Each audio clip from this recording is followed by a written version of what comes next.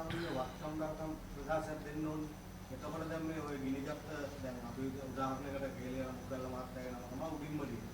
දැන් එතුමා ලක්ෂ 900 ගණනක් අරගෙන තියෙනවා.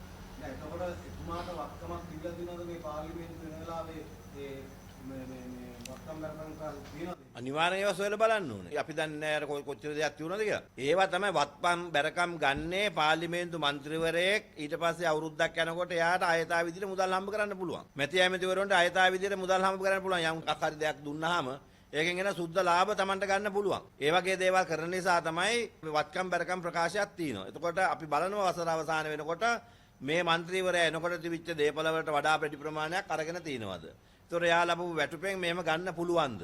ඒවා බලලා තමයි කටයුතු කරන්නේ. නිසා ඒක වත්කම් බැරකම් ප්‍රකාශන ටික සොයා බලලා ඒ අයට වහාම මෙච්චර මුදල් ප්‍රමාණයක් සේවුවේ කොහොමද කියලා සොයා බලලා ඒගොල්ලන්ට කටයුතු කරන්න කියන කාරණාවත් මේ වෙලාවේ විශේෂයෙන් මතක් කරන්න ඕනේ.